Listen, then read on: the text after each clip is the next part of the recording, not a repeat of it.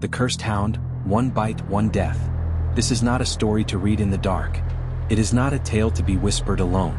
Some say that simply knowing about it is enough to invite the hound into your world. Are you sure you want to proceed? The Cursed Hound, One Bite, One Death. Chapter 1. The Bite That Never Heals. The walls of the abandoned house were wrong. Not broken, not crumbling, just wrong.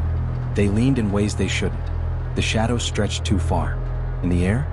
It reeked of old breath, like something had been waiting too long inside. Jonah didn't want to be here, but he had no choice. The dare was simple: step inside, take a photo, and get out. The locals spoke of the hound, an ancient thing that stalked those who entered. If it bit you, you wouldn't die instantly. No, that would be merciful. Instead, the bite would mark you. And then, over time, piece by piece, something else would take your place.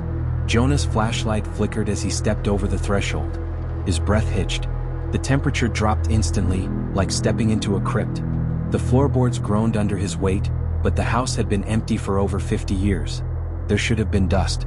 There was none. His phone vibrated. A text from Eric. Take the pic in GTFO. Don't listen to anything. Jonah swallowed. His camera lens focused on the grand staircase.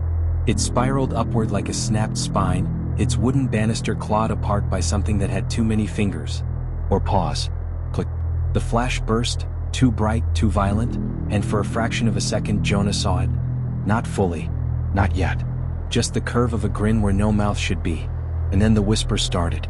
Not one. Many. Soft, wet sounds slipping from the walls, seeping from the cracks between the floorboards. Words twisted backward, spoken by voices that had been dead too long. Jonah turned to leave. Creak. Something moved upstairs. His pulse slammed against his ribs. He hadn't closed the front door behind him, but when he turned, it was shut. The whispers grew louder. He is watching. Jonah's fingers twitched toward the door handle.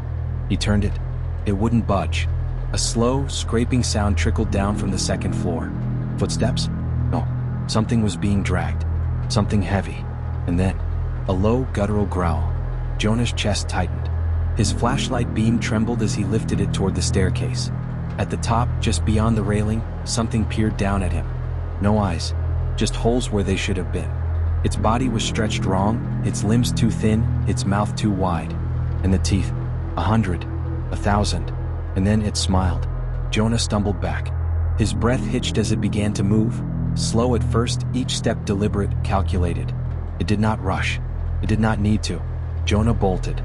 His feet pounded against the floor, hands clawing at the front door, nails scraping wood as he yanked and pulled and screamed. The whispering stopped. Silence. A wet breath curled against the back of his neck.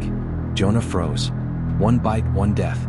Pain, searing, blinding pain, ripped through his shoulder as teeth sank deep, tearing through skin and muscle like wet paper.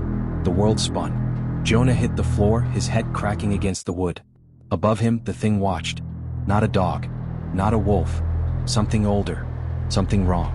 Jonah's vision blurred as the warmth of his blood soaked into the house that had been waiting for him. And then, the door creaked open. Cold air rushed in. The bite throbbed. Jonah gasped, scrambling to his feet, his body shaking. The thing, it was gone. Jonah staggered outside, nearly collapsing onto the pavement. His friends were waiting at the gate. Eric's face went pale the moment he saw Jonah's shoulder. The bite. The wound wasn't bleeding anymore. It was spreading. Jonah looked down. His skin was turning black, inky tendrils spiraling outward from the wound like something growing underneath. Eric stepped back. Jonah, we have to. The whispers started again. This time they came from inside Jonah's head. One bite, one death. He looked up. His friends were staring at him, horror-struck, because he was smiling. Jonah didn't remember doing that. He didn't feel his lips move. He didn't feel like himself. And somewhere in the distance from the open doorway of the house, something else smiled back. The hunt had begun. The end. Or is it? Because now you've read it. Now you know. And the hound? It knows you too. Don't listen to the whispers tonight. Don't turn around. Because if you do, you might just see it smiling. Smiling face with horns.